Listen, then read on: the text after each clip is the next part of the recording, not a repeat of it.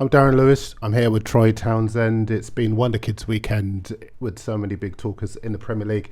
Among them, Rio Nomoha. Yes. That's the correct spelling, pronunciation of his name. He's a 16-year-old, of course, who hit that brilliant winner for Liverpool on Monday night. And Arsenal's 15-year-old sensation, Max Dowman. Everyone's talking about him too. Remember, by the way, you can tell us what you think of both players and so much more on YouTube, on Instagram, on TikTok, Stream HQ1. So we'll talk about the Wonderkids in a moment. We'll also have an interview, looking forward to this, with the former Aston Villa midfielder, George Boateng. We both know him, think the world of him. He's just taken over at the Belgian club Mons. So we're going to talk to him very shortly. But first, Max Dowman. The name on everyone's lips alongside Rio Nomoha. And he's another superb prospect from the Arsenal conveyor belt. He's a generational talent. He was outstanding last Saturday. What he did against Leeds was exceptional. He's particularly fortunate to be at Arsenal's academy in my neck of the woods in East London, where the work that they do with young players is just exceptional. I'm a big fan. Everybody knows that. Not of the club, of what they do with the young players. But the big debate that broke out between the people I was with at the weekend, a lot of parents, we were watching him, was this. How do you feel about a 15-year-old, a child, playing football against grown men? Troy? I'm going to tell you now, I have no problem with it. My child is 34. That's how you treat them all the time. I understand the optics here in regards to, let's say, the football club getting things right. So he shouldn't be changing, and I don't know what it is, but he shouldn't be changing in the same change room as the senior players. So he has to have a separate change room. I would imagine all those dynamics are in play. Just explain why for the people. Because of his age, literally because of his age. Because 15-year-olds are still classed as minors. And so you've got senior players in a change room. Admittedly, Arsenal have a young changing room, and they have 17-year-olds, they've got 19-year-olds, but he is a minor, under 16, so he has to change in a separate environment away from the first team players, and then be introduced when they have the conversations, obviously, in regards to the match setup, etc. I'm always of this belief, and again, obviously my son came through the system, and at 16 I was championing the fact that why is he not more involved with the first team, etc. And then eventually at 16 and a bit, he went out on loan and started that whole process, that whole journey. But I understand the conversation in regards to there's so much more about a 15-year-old who's still at school, who's now come into the public environment. It's the Premier League as well. I'm not saying it's easy to do it down the leagues. Luke Matheson, I think that's correct, at Rochdale, who scored at Old Trafford and the next day was going to school. At least Max had the Sunday to come down on and start that process again. But listen, we had a conversation, so it's good for you to put the alternative together. But I understand where it's coming from. But I'm all for talent being given their opportunity as long as it's managed well. Yeah, I'll just read you a few tweets before I put my opinion. Jeff on X says, Max Dowman ready for first team football. Yes, he's 15, but he's grown up and he looks so good physically. Send him on loan to a championship side and don't waste him with the youth team. His IQ's high. Football right now, not about age. Dash, one of the reasons I love sport, Dash says, if you're good enough, you're old enough. Best player on the pitch at the age of 15. Take a bow, Max Dowman. Northern Jam, Max Dowman's an actual child. I genuinely feel quite uncomfortable. He's being thrust into the limelight like he has been. Liam says, I don't like the wonder kid culture that football fans perpetuate in the current day and age. Unnecessary pressure on literal children. Chill on Max Dowman. He's 15. Let him develop. And just one other unnamed one says, anyone else feel uncomfortable about the amount of attention Max Dowman gets and the fact that he'll be part of the first team next season? He's 15. Now, Troy, you asked me for my opinion. Yeah. We both have children. You've been talking about Andros. My 18-year-old was 6'3" when he was 15, right? My 16-year-old is a year older than Max is now. And I do another podcast, Whisper It Loudly. Get it where you get all your good podcasts.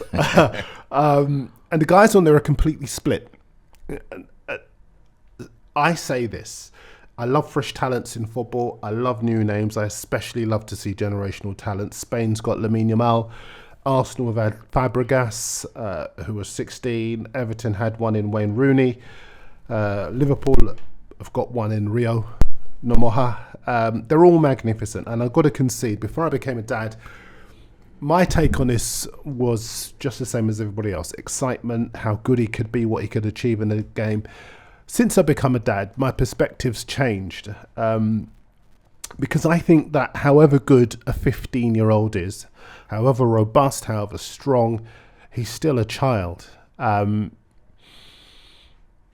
I feel like the debate isn't about football. It's not about technique. It's not about football intelligence or any of that. He's got that. We know that. We know how good he is. Everybody with a pair of eyes can see how exceptional Max Dowman is. So it's nothing about that, nor is it about anything to do with Arsenal. I mean, they're brilliant at bringing through young talent. It's just a personal point of view. And I don't want us to have a toing and froing over this, because I think this is about having a really intelligent, cerebral conversation rather than the old Punch and Judy type debates we sometimes see on social. I think it's about safeguarding children from pressure, from the hatchet men, from the psychological pressure of a game that chews you up and spits you out. And I feel that we're in a world football culture that kind of sweeps you along with the momentum. You know, respected people say it, therefore it must be true. And people kind of, they concede the evidence of their own eyes or their own opinions to people who have been in the game for a long time. And we've been in the game for long enough to be able to have our own opinion, our own take on things we see. Sometimes they're uncomfortable, listen. You know, sometimes they might chime in with what people say. For me, no one's done anything wrong, in my opinion. The rules allow it, it's fine. I'm just thinking as a parent. And here's a question for you. Yeah. What about if the next big talent is built like Max Dowman, right? And he's 14. Is that okay? Well, again, look, we've got young people training with first team players, and whereas, listen, I believe that's almost the same thing. You're in the environment, players train, you're told to train as you would play. There has to come a point when we see what is acceptable and what's not acceptable. So what age is okay to go and display your talent, and what age is, hold on, sit back, we still need to protect. Now, the unfortunate nature here, so you want me to answer your question basically, don't you? And I think we should be protecting players a lot more. And by the way, that is even older players as well. That is players who are still in their teenage years, that the game decides that they are these superstars. And remember, the media have a lot to play about this as well. So your industry talks up people, and then after a bad game, after a shot that flies over the bar, after maybe a bit of lack of intelligence sometimes we talk about, it then shoots them down and highlights that point very quickly. Can I just with that, and again, I'm this is too important a conversation for us to kind of just be talking over each other or just disregarding the points, because you're right, there is responsibility on my industry, the media. But I think at the moment we're all the media, because social media means that lots of decisions get made about, lots of judgments get made about players, young and old, in real time, before a newspaper ever goes to print, before you ever hear from people in gantries or wherever else. So I think we've got to be open about what used to be the responsibility of a certain industry, but is now everybody's responsibility. And I think you're absolutely right. There are lots of occasions, and we've heard directly from players who are broken by social media. And that's part of my concern for young players, not just Max, but all young players who are not yet 16. I would say to you, to that point, not only by social media, but broken by the game itself. But that's a different issue, isn't it? It's a different issue, but it's a collective issue that football and those around it need to be more responsible for. So, look, you mentioned something there, psychologists. I'd imagine that Arsenal have got some of the most amazing people around them. Absolutely. Whereas psychologist used to be a word that people frowned upon before and used to think, oh my God, if he's seeing a psychologist, there must be something wrong with him. But I remember speaking to Arsenal's latest signing, Eberechi Eze, a few years ago for my own podcast, which I really like to put out there. It was everyone's doing it. It was all a dream. It wasn't even a podcast. It was an audio documentary. But he revealed to me that he has a psychologist, and he said the psychologist wasn't there because anything was broken, but a psychologist was there to maintain him, to keep his levels, to keep his mind, to keep everything about what makes Eberechi Eze such a good player. The psychologist was there to maintain, and it was interesting because the psychologist reached out to me afterwards and kind of spoke about what a great young person he is, but he wants to maintain the standards and his ability. And so to see him flourish and continue in that way, I thought to myself, psychologist. And then obviously got in touch with a psychologist that spoke about the mechanisms of a player from brain to foot. And Darren, it was off the scale, and that's when I began to realise how important these people are. And actually, to maintain Max Dowman's present status, which we both know could lead to an England call-up, I don't know, whenever. Do you know what I mean? I know he plays for the youth setups. They're fundamentally just as important as the coaching staff. They're just as important as the teammates. You know, I would imagine Declan Rice has taken him under his wing. And then there's the parents. Because let's be honest now, as much as parents, there are concerns from parents, there's also parents who will say, that's my boy. I'm not talking about Max Dowman. That's my boy. You know, he's already playing in the first team. That elevates us to a status that, you know, we could never have imagined. The kind of potential of the money. He wouldn't be on anything great at the moment. But by the time he signs his first professional deal, who knows? So there's all these different mechanism elements that I agree with you. The game has to function better around. Because for every Max Dowman, unfortunately, there'll be unknown names who have been churned out by the system and have never ever got back in because it was emotionally too much for them. I was looking into this, and the case of Freddie Adu is one that really does come to mind because he was 14. He's a Ghanaian. He was signed by DC United. He eventually left 2 years later. But then he became a journeyman. He ended up playing for 15 different clubs across 9 countries. And there are other players, and it's really, really important when we have this conversation to stress. We're not accusing any clubs of doing anything wrong or suggesting anything. We're just talking as parents and offering another perspective amid this whole tidal wave of excitement, which is understandable given Max Dowman's incredible ability. And he's different in a way to Rio and Wayne Rooney and so many of the others because they were 16. Fabregas was 16. But Dowman, I think he's in year 10. And that's the context. Means a lot, doesn't for it? you. Yeah. JJ Gabriel at Man United asked you about if a player's 14, is that okay? Because JJ Gabriel's training with Man United's first team, Ruben Amorim's first team. And again, United got a superb record with young players, so no aspersions on them. But if he impresses, does he play? You know, and if he does play and someone double his age goes into footed at him and says, well, look, you're on the pitch, that means you're fit to play, you know, what happens then? Yeah, but and this is what I'm talking about in terms of protecting players. And there'll be people who'll be watching this saying, come on, what are you on about? But I'm speaking as a father who would want, if my child got into the game, for that child to have a long career. And I think that can happen if they're protected early on. I think, look, getting injured, and it's not great to talk about injury, but that can happen at any level of the game. You know, a 2-footed tackle can come in from anybody at any stage. And, you know, you play this game knowing that, well, maybe the young players don't because they play with such a free spirit, by the way, but knowing that there's a potential of being injured, knowing that there's the potential of an injury that keeps you out for a month, keeps you out for 6 months, keeps you out for 9 months. And then we are really talking about the capacity to deal with a situation mentally, because your teammates are out on the pitch and you're in the gym all the time, you know what I mean? And you're looking out. So, look, I think at 14 to be able to train with the first team is if I go back to my age now, dreams, they're what dreams are made of. I know it was a long time ago, and I would imagine that there would be a protective arm by the senior players. Let's talk about the senior players as well, looking to protect the young lad. And there's some terrific pros.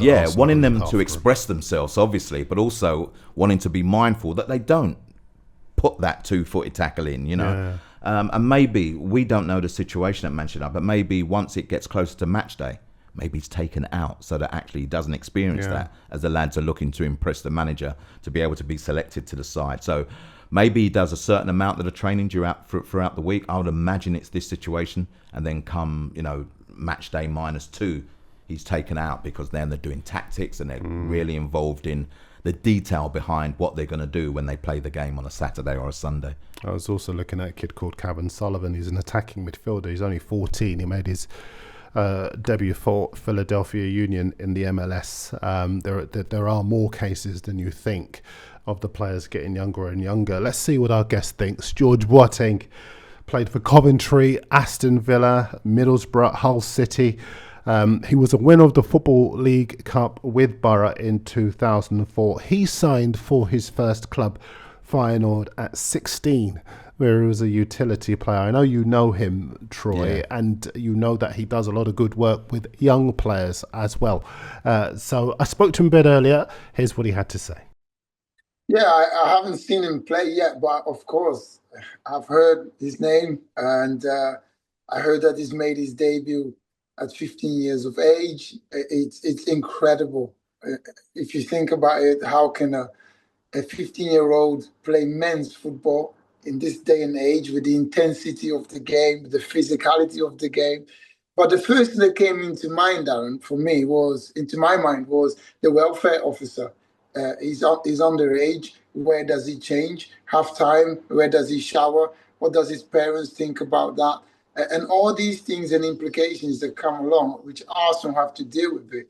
It's not easy, but for me, it's not. It's never too early for me, for a player. If a player can cope with the physicality, with the mental toughness of the game, the intensity, for me, it doesn't matter the age. If he's 15 and he can play and he's good enough, why not?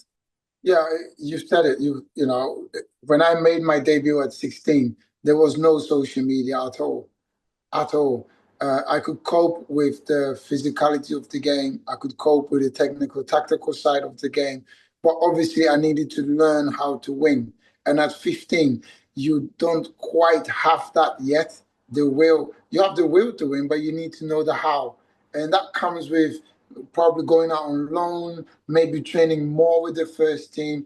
You've said it. And the thing that Arsenal can control is what they can do for the boy in terms of his welfare, in terms of his parents, right? The support network for the boy is so important. It's huge, and it's everything.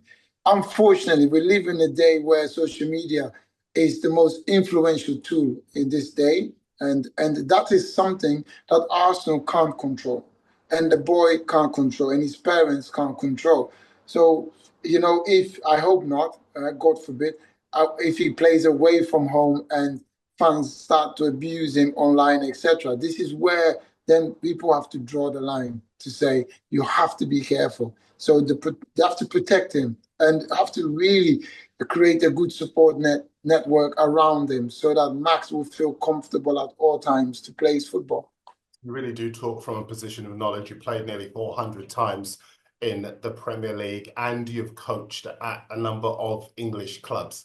What are your feelings around the standard of young English players given your work here? I think it has really improved over the years. Obviously, with the rules that the FA has put in place, non-EU players to be able to sign for an English club under 18 years of age, the criteria is there, which gives the local player a bit more time to develop, a lot more opportunities for the local players, for the English players. And you can see, Darren, that in the last 10 years, the English national team has really improved, especially under Gareth Southgate, with the homegrown players coming through. The under-21 squad is really strong now. And I predict that in the next 5, 6 to 10 years, England will still have a very good national team because of the homegrown players in the under-21s coming through, the talent that they have.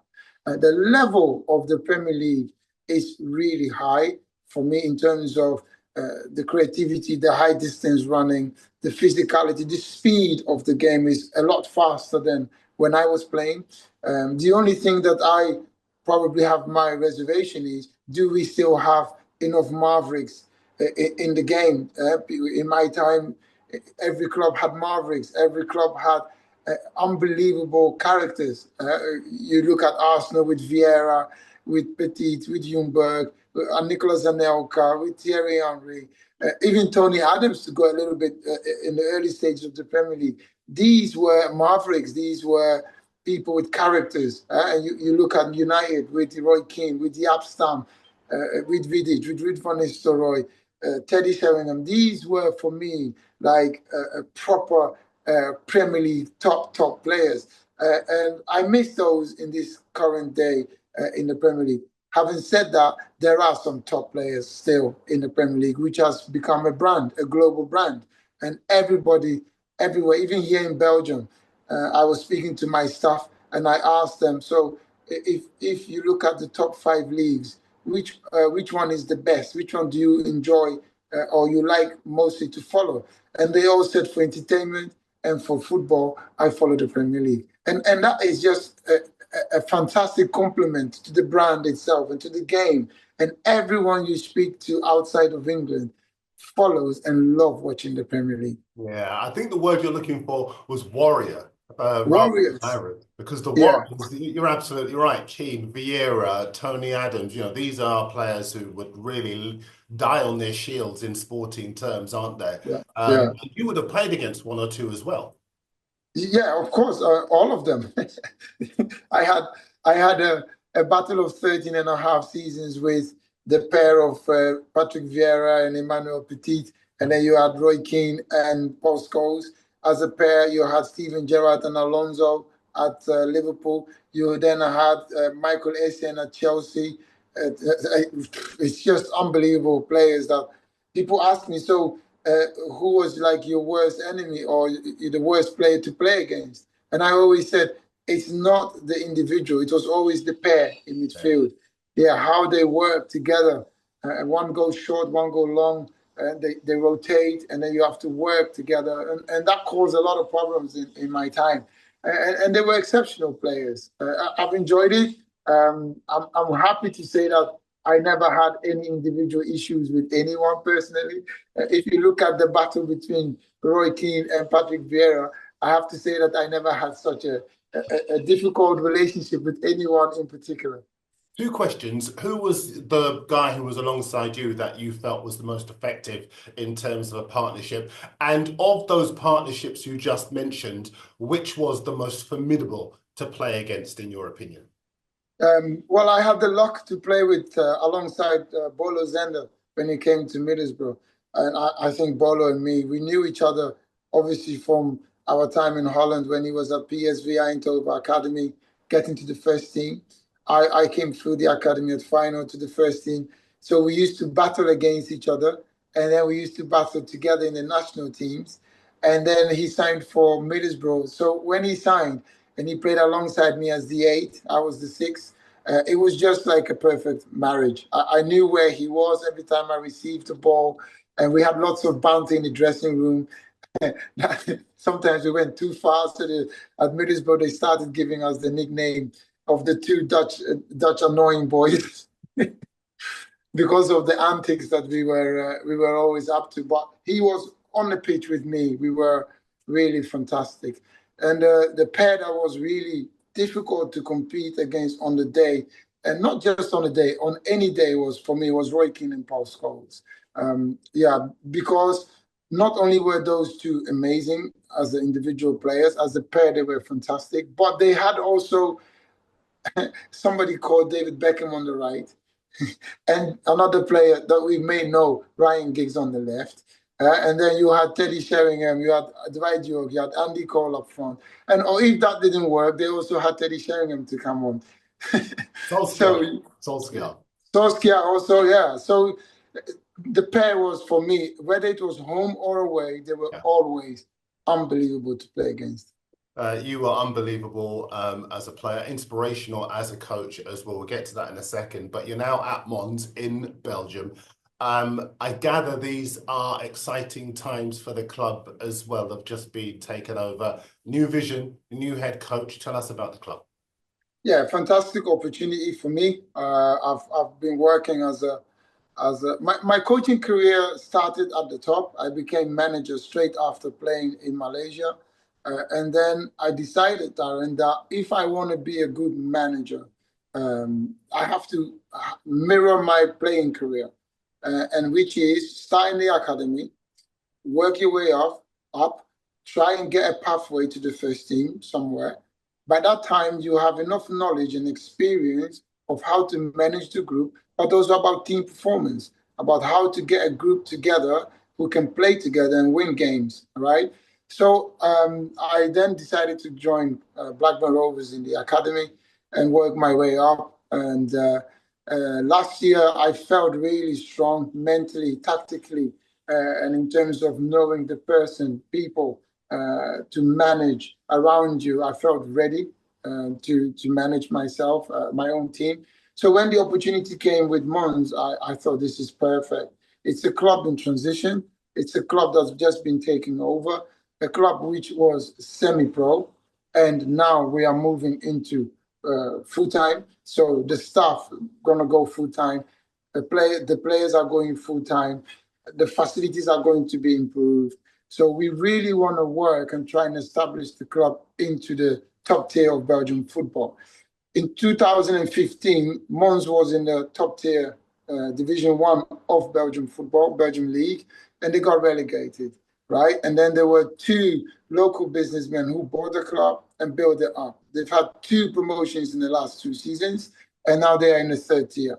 The last takeover has been done by Peter Gold and Charlie Methven, and those two contacted me if I'm interested to lead the line in terms of the head coach role. So for me, it's a fantastic opportunity.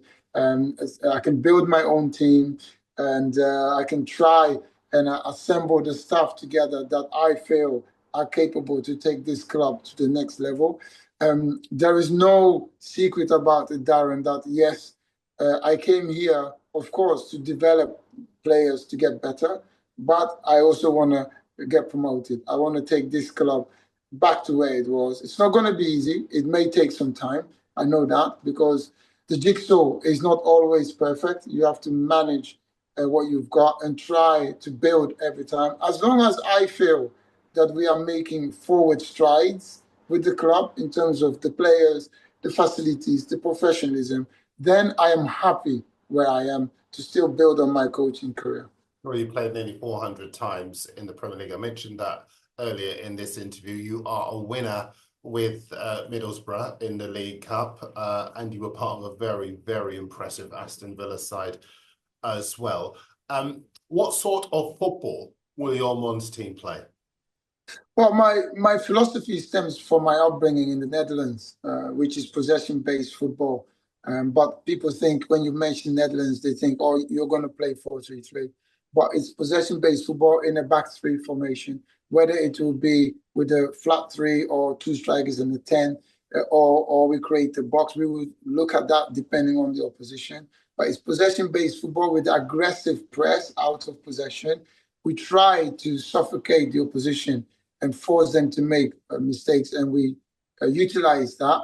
It's important that everyone within the philosophy is aware that they have to be able to play 1v1 out of possession and in possession. They have to be capable to defend 1v1s all over the pitch. It's not necessarily like a Bielsa where you have to follow a player 1v1, but within your zone, the 1v1, you have to be able to defend that. And then every player will know the role and responsibility that they have within the philosophy. That's basically it, with a bit more detail in terms of your style of play, in terms of your non-negotiables, which are really important for me to try and get the group disciplined and be professional going forward. I love your backstory. George. We've known each other a long time. Your backstory really is inspirational. You played football in tough conditions in Ghana before you moved to Feyenoord in the Netherlands as a 16-year-old. What motivated you in those days as a child before you got into football? Well, Darren, I always say that when you are young, life is beautiful, regardless whether you are poor, rich, or middle class. When you are young, you are innocent, and I was the same. When I came to Holland as a 9-year-old, prior to 9-year-old, I was playing street football in Ghana. A little five-a-sides, you put bricks on the roads, and then you play 5 against 5, and the car is coming. You pick those bricks up, you put it on the side, the car passes, and you put them back and you continue. So that was my upbringing in Ghana, Is it basically. true that you didn't have boots in those days? You preferred not to play with boots? Yeah, it's true. We couldn't afford boots, Darren. We could not afford boots. So if you're lucky, you had trainers to play football with. But most of the time, I found myself actually having more feeling with the ball with bare feet. So I prefer to play with bare feet. And you develop different feeling with the ball, more closeness and how to hit it. But that was just the early stages. When I got to Holland, and then I started watching football, and then I saw on TV, I saw Liverpool play, and I was like, wow, this is beautiful. This is how football is supposed to be played. But the motivation always came from the fact that it was a dream, Darren. It was a dream to play in big stadiums. It was a dream for me to walk out on the stadium like Anfield, on the stadium like Wembley. It was always a dream, but the truth is, it was a distance away. Never ever, as a youngster, did I ever thought or dreamt that I would make it that far. But every time I had a dream, I had a vision, and once I achieved it, I was already on to the next one. And I'll give you an example. I remember coming to England in the 98, 99 season, I think it was. Yeah. And then we went to Villa Park for the first time. And I'm sitting in front of the bus, and Gordon Strachan was the manager at the time at Coventry City. And he comes to me on the bus just before we arrived at Villa Park, and he says, George, we've never won here. In all the years that Coventry City exists, we've never beaten Aston Villa, home or away. And that motivated me so much. I thought, you know what? Today would be that day. And I saw the stadium, and I said to myself, like a little voice, I said to myself, I'm going to play here. I mean, as in like, I'm going to be a Villa player, because I loved the stadium. It looked proper football stadium, right? Proper British stadium, and the excitement within. And that day was a FA Cup game. That was the very first time. I beat 3 players, diagonal ball. I beat 3 players. I had a shot. Mark Bosnich saved it, and the ball ends up in front of my 9, and he taps it in. All right, and that was Aston Villa 0, Coventry 1, Villa out of the cup. So that was like, for me, a moment where I was like, this is unbelievable, and I want more of this. So then Villa became a dream, and I accomplished that also 15 months later. And that dream to suddenly go to one of the biggest clubs in England, and they were still a massive club in those days, would have just been a fantasy in many respects. And suddenly you've achieved it. Yeah, which was for me, a dream come true, really. But then I'm such a driven person that once I get to that destination, I start thinking about, okay, what's the next objective? What can I achieve next? What do I want? I want to win silverware. I want to really become a legend at this club. I want to be a captain for this club. So all these personal objectives are coming then in my mind, which keeps me motivated. Because you have some players, they sign for a big club, and then they think that, well, where they have arrived is their final destination. So they become very comfortable in their environment. I'm not like that. Once I get there, I want to really achieve something, because otherwise, what's the point? Why have I worked so hard over the years to get to where I am when I don't do anything with it?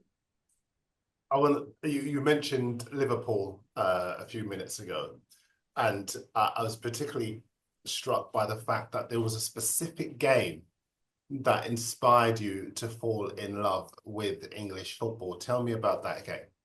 Yeah. in Holland, we used to have highlights of the British games.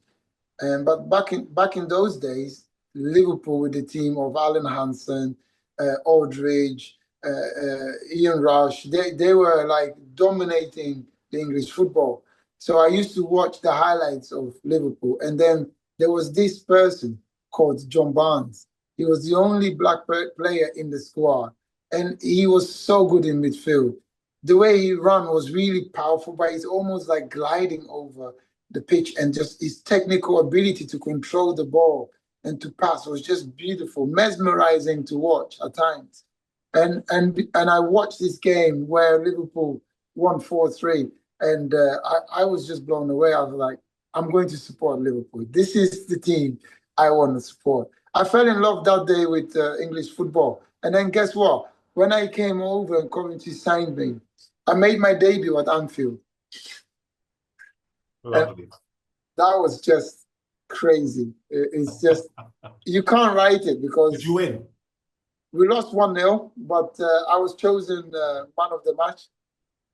There you Yeah. go. Okay. Yeah. The tradition lives on. I want to ask you about your faith because I know you're a very devoted Christian. I'm delighted, and I'm on record as being delighted as that so many top players, Premier League players, European players, are very open about their devotion to their faith.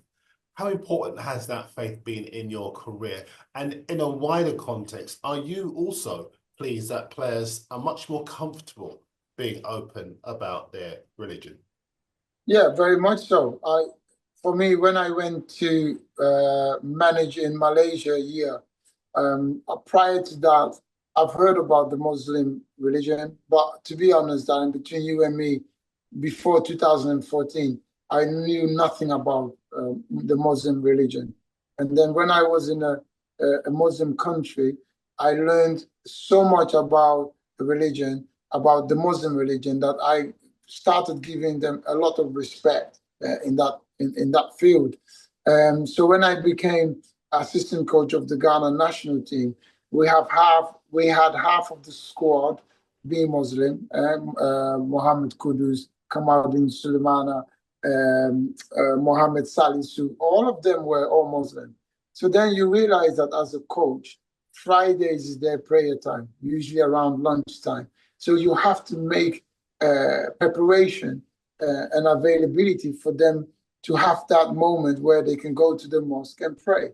It's equally as important for us Christians to have the availability and the possibility to go to church on Sunday, if you are not working, of course. But if I did not work in Malaysia in 2014, I probably would not have the knowledge about how to deal and to manage a Muslim player, because it's everything to them. Just like as Christianity is to me, that's how important the Muslim is to some of my players. So it has really enhanced my my brain in terms of the religion aspect. The reason why it's so important, it has become more important nowadays, is because the players are under severe pressure, a lot more pressure. So where do you go to?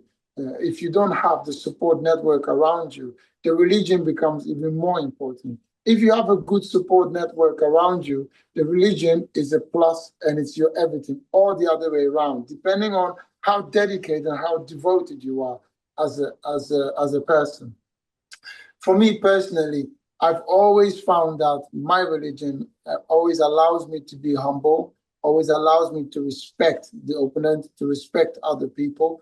I have to give respect first for other people to respect me. This is how I see things.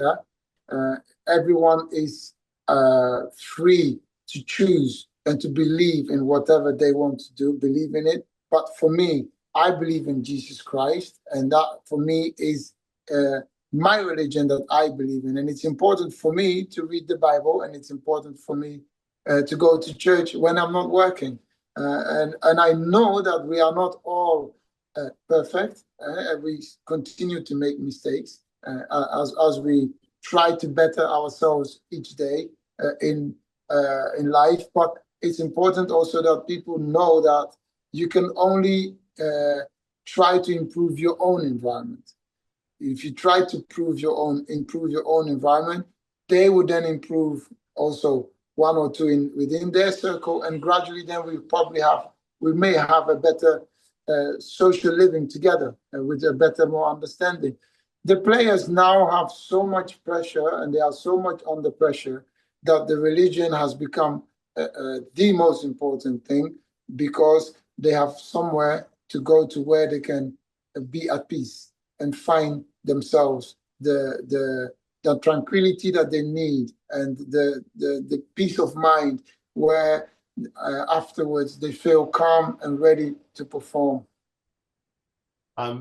You've got some performers that you'll have got in your notebook over the years from coaching in England. Will you be looking at some of the clubs here in the Premier League and the Championship, perhaps some of the younger players, to bolster that Mons side that you're going to get to work with very shortly? Yeah, I would love to, of course, to get some loans from some of the clubs like Aston Villa, where I worked at, even Coventry City and Blackburn Rovers, and clubs where I have good contact with coaches and directors. But at this moment, Darren, I think that my budget is a bit on the smaller side. So I have to manage with what I've got for now. And maybe in future, if something does become available, a player which fits in the budget, I'm sure I would be more than happy to get one or two English players over.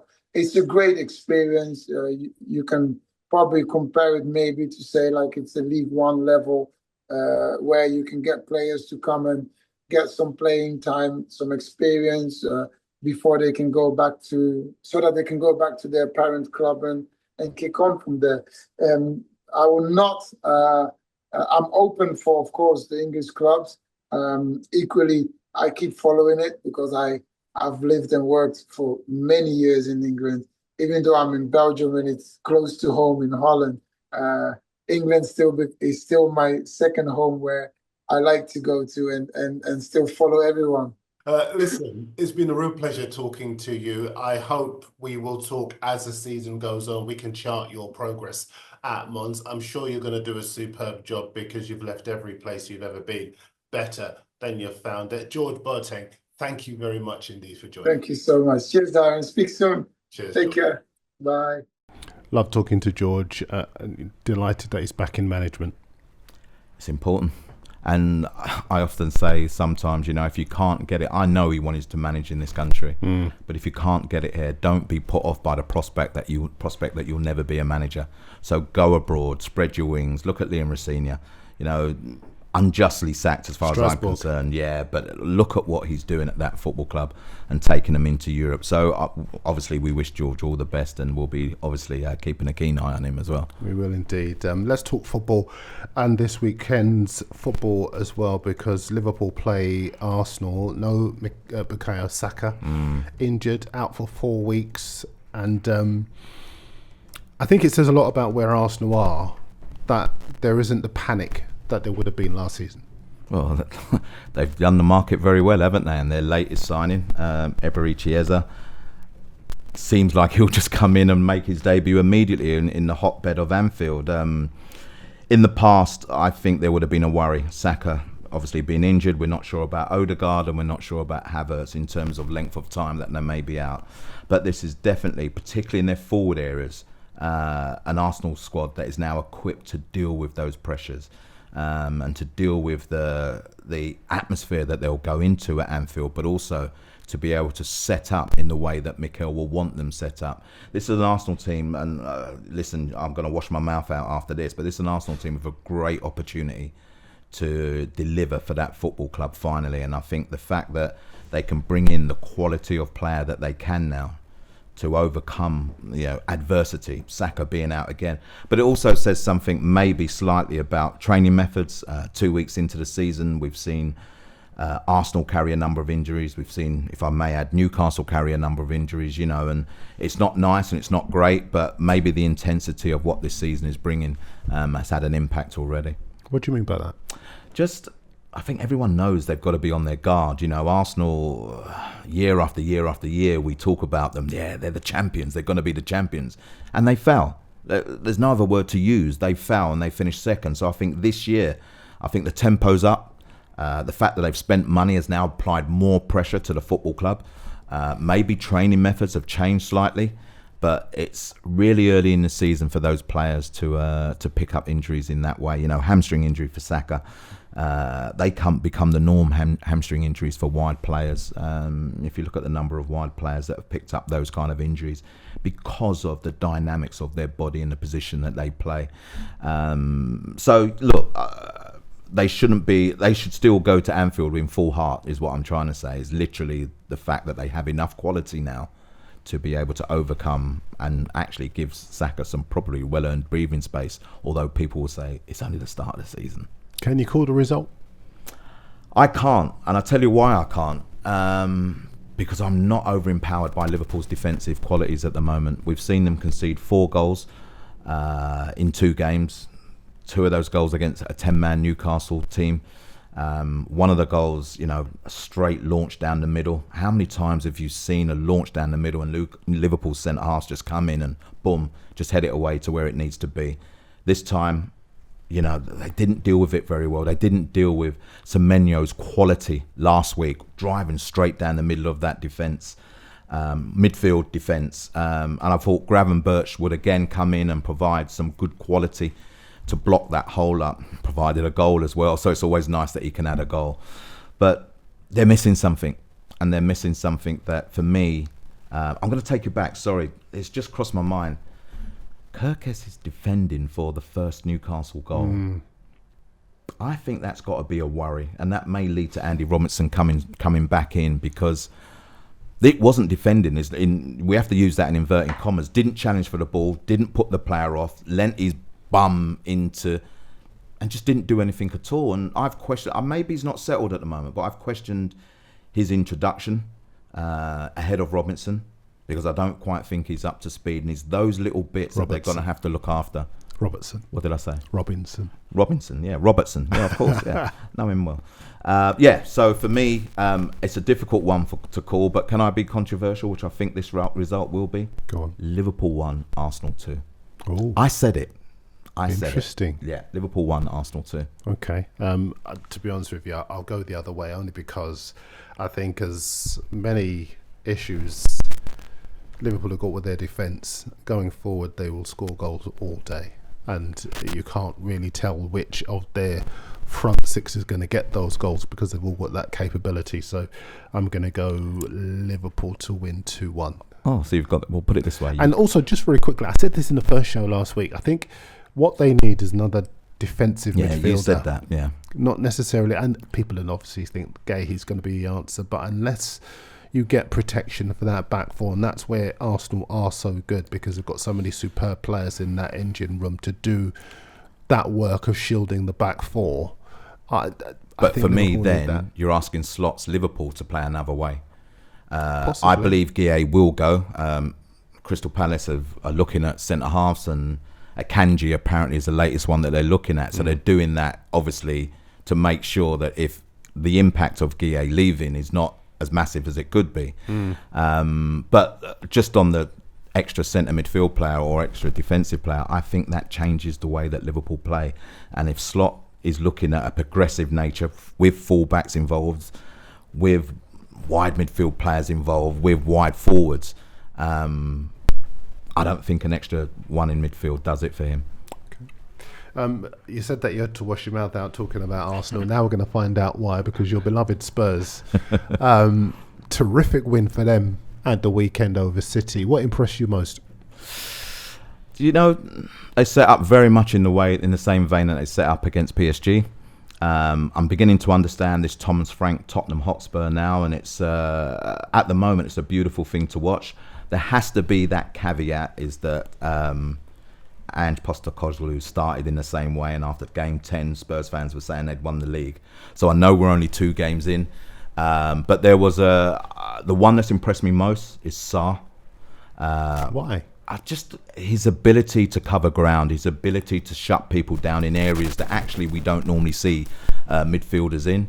his ability to break up play. He's at the moment he's turned into an all-action midfielder. I would probably have questioned whether he had a place in this Spurs team, but he's narrowed it and nailed it. And I think at the moment he'd be the player that Spurs are saying. What's quite interesting is that I actually think the player that really impressed me was Kudus. I think he covered so much ground. He tracked back for fun. His quality in the final third was outstanding. He was just on a different level to anything I've seen from him at West Ham. Put it this way, we're picking hairs here because ultimately the Tottenham 11 and those that came on outfought, outplayed, outprocessed Manchester City. And many people, Spurs have a great record at the Etihad. Let's they have a great record, but they have a great record now with 2-3 different managers and systems and style of play. Because if you remember, Spurs went there last season and won 4-0, and it was an unbelievable performance. But this performance matched that quality in a totally different way. But it actually put Spurs on the map, and to tell people that actually they're not here to play games, they're not here to finish 17th. We're here to have a go. Do you think that because he's sorting out that defence, they look a lot more organised, that has made the front six far better? Of course. There was a tackle from Romero on Haaland, deep in Man City's half, deep. And I'm thinking to myself, what is he doing there? But the manager has actually given him the licence to go, do you know what? If you need to go and press into that area and you can nick it for us, do it. Don't worry, we'll cover the where at the back. Whereas before, I don't think players like Romero were trusted to even leave his own half. So to be able to do that, of course, gives confidence to the forward players. Must mention Richarlison as well, who's had a good start. He's worked hard. His name was linked with possible transfers elsewhere. Are you surprised by that? What, that he's had a good start? No, that he was linked with the move away. No, he hasn't had the best of seasons. He's had an injury record. Sensational so far this season. That's a strong word, sensational. But he has, to be fair, he's looked very, very good. And remember, he's keeping a now fit Dominic Solanke out of the team as well. So long may that continue for Richarlison, because the only way you get the best out of this man is consistency in picking him to then enable him to feel confident. I don't think, here's one for you, I don't think there's been a better goal scored than the overhead kick so far this season. A couple of weeks in, but I don't think I've seen a better goal scored than his. That's him. That's what he does. Remember, I had the privilege of watching him for the short period at Everton and seeing his qualities there. He's an all-action player. He's probably one of the most grumpiest players you'll ever wish to meet or see on a football pitch. But he's doing that because of his passion and drive and love for the game. That scissors kick is the quality that he has. And like I said, when he's confident, he'll be producing that all day long. You've been in touch with us with your comments after our first week, talking about a number of things, not least the racism experienced by Antoine Semenyo playing for Bournemouth at Liverpool. So I just want Troy to answer some of your comments. I'm going to start with a friend of yours, actually, because Marcus Gale, the former Brentford and Wimbledon frontman, racism is a parasite that people are infected with. Education can help some, but most need a full and deep cleanse. Troy. Yeah, that is the way that Marcus speaks. But he's absolutely right. You know, I took Marcus on a journey with me for 5 years in terms of going around the academies, the football clubs, etc., and understanding young people around racism, educating them, but more importantly, listening to the experiences that they have. And that's why he speaks so powerfully on this subject. Obviously, he's a Brentford ambassador now and does some great work for the football club as well. But he's exactly right. Some people don't want to be educated. Some people, when I say don't want to be educated, their education is of a different manner. They don't see the world potentially as we do, so they have different opinions, different views, and they believe the game belongs to a certain demographic. So, look, I'll take Marcus' point because he knows. He's not talking off the whim. He's not talking just because of social media. He's talking from good background, good knowledge, and great understanding. We talked last week about the fact that clubs really should be hit hard. Absolutely. Around racism. Benjamin says, wait until you realise that a fan of an opposing team could go and sit in another team's end and say something racist in order to get that other team punished. That's always been the argument, and unfortunately getting into a ground, let alone getting into the opposite end of the ground, is not easy anymore. There are some people that impregnate, but during the investigation process you'll find out very quickly that they're not a season ticket holder, they don't belong to that football club, and actually they've probably gone there to devise that plan, like Benjamin has said. So for me, I don't think that is... Listen, if we're scared of that, then we might as well just let racism flourish. We've got to find different ways to challenge it and tackle it. And for me, like we discussed last week, there's an issue here that football has to deal with, and it needs to deal with not in a manner that it has done before, because for 30, 40, 50 odd years, nothing's worked. You said impregnate. You obviously meant infiltrate. Infiltrate. Well, you're really picking me up on my words today, aren't you? Yeah. Wow. Let's have a look. Let's just do one more. Jack Badu says it's really sad but true, because he was talking about football being too middle class. Yeah. Cameron Jerome talked last week in our first show about the fact that he felt football has become middle class. So many of the things we could take for granted when we were younger, they're so expensive now. Some of the places where we could go to get that sporting education, that football education now, unless you've got a lot of money, you can't get into those areas. Carlton Cole has been in touch. West Ham, ex-West Ham footballer, now coach, says, great point, big up Cameron. Jack Badu says, sad but true, the parents that can afford to take kids to training twice a week will progress. Listen, when Cameron was here speaking about it last week, it's something that I hadn't even thought about. And actually to hear Cameron speak like that and to realise the impact of what football is bringing to young people now. And look, not just young people, obviously the parents. The parents want their kids, their children to be the best player that they can be. And they will pay for that. They will pay for the one-to-one training. They'll pay to make sure that they've got all the latest designs. They'll pay for literally anything there is available. But what about the kid who, has a talent, has ability, but it's not affordable for him? And listen, when they go and play for their teams, they have to play subs, they have to play signing on fees, they have to play, for the whole season. I know it because I used to run grassroots teams. So I just think the levels have gone up so much now that actually if you want your kid to be seen as, you're going to have to dip in your pocket and make sure that you can pay for whatever is on show. One-to-one training is great. I always think that, I'm going to be controversial. I don't think academy training improves the abilities of all in its care. That's not controversial. You're absolutely right. All right. Well, some people, if I was talking in the environment, as some people say, but it doesn't. And it's one of the reasons why I never wanted to coach in an academy. I had my own setup, and I wanted to improve the abilities of everyone. I didn't want to look at, I can name some names that were in my team. I didn't want to look at little Aaron and say, well, I'm going to focus on you more because little Johnny, he's not going to be the one. And many people will say, well, doing it your own way, you can do that. And the expense to the players and to the parents was not off the scale. But I think now there's this whole focus around creating the next big thing. And the parents want their children to be the next big thing. And to do that, you've got to cross the palms, that's for sure. You're ending up where we started, young players. Listen, if you've got a view on anything that Troy or I have said, get in touch on YouTube, on Instagram, on TikTok.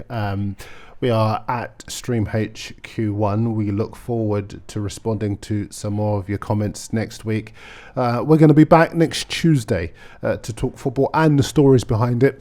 We'll see you there.